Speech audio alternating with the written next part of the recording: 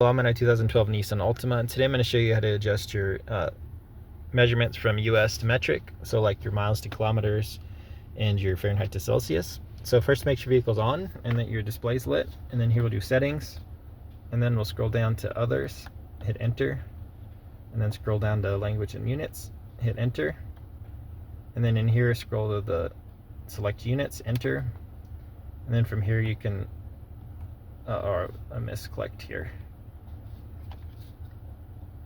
So under the units, then hit enter, and then here scroll to metric and then select that, and now it just auto updates everything to show kilometers or Fahrenheit. It might take a few minutes to prompt through the whole car, but that's it.